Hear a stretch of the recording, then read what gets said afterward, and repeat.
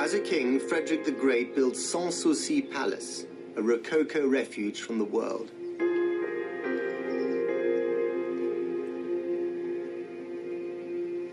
Frederick became a great patron of the arts.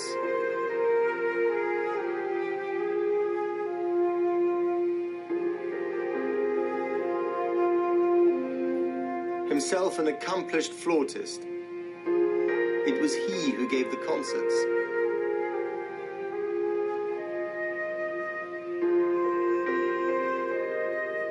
He was a modern man who was molded by the spirit of his times, the spirit of the Enlightenment, and most specifically by the French philosopher Voltaire.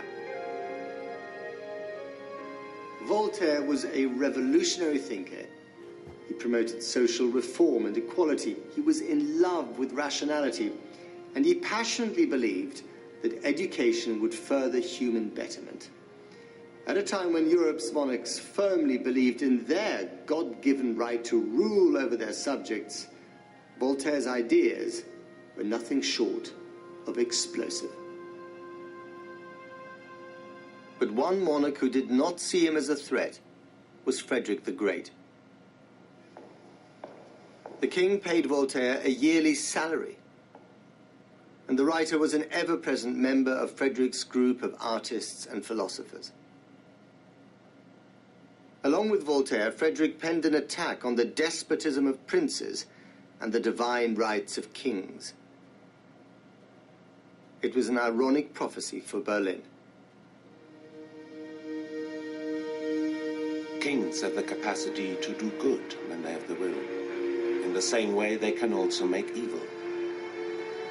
The lives of the people are sometimes pitiable, and they have varied reason to fear abuse of the sovereign power. Their freedom is at the mercy of his whims. Their very lives are subject to his cruelties. The sovereign, far from being the absolute master of the people which are under his domination, is only the first servant.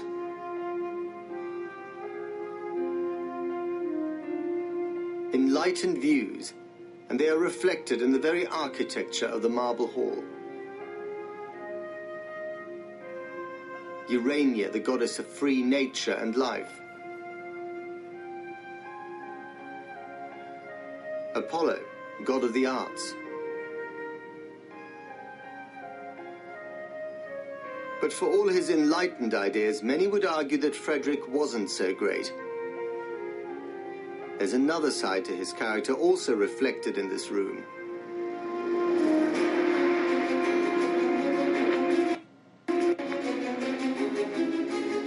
The tools of battle, glorified.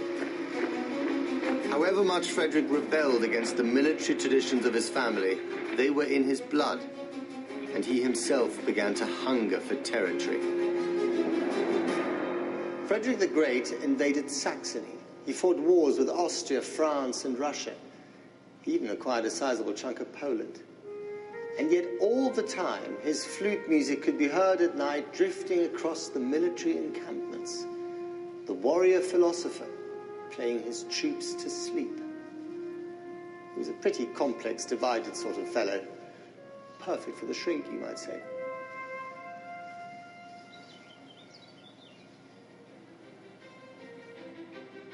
In commemoration of Frederick the Great's successes on the battlefield, an enormous sculpture was commissioned.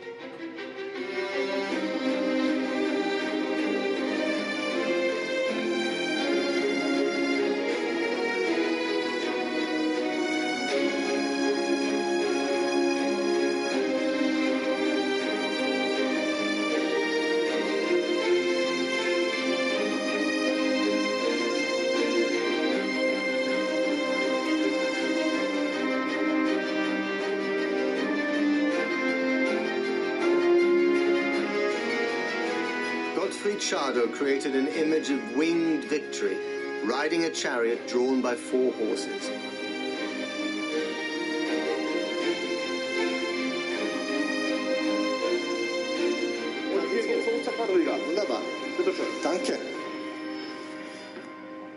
In 1791, it was placed on top of the newly erected Brandenburg Gate.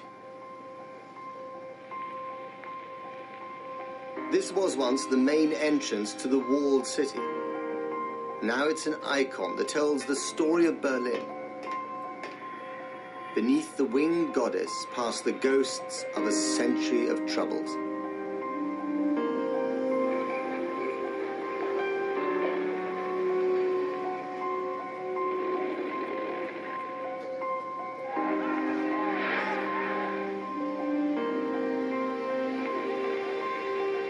Just like Frederick the Great himself, this building embodies the clash of ideas that define Berlin. It has become a symbol of both militarism and idealism, of oppression and liberation. The two sides of Frederick the Great's character, the iron fist of rule versus the gloved hand of elegant ideas that could make the world a better place. That was what's driven the history of Berlin. His militarism turned this place into a garrison city of war and oppression. His romantic idealism inspired hopes and dreams of revolution. That is the dilemma which has torn at the German soul.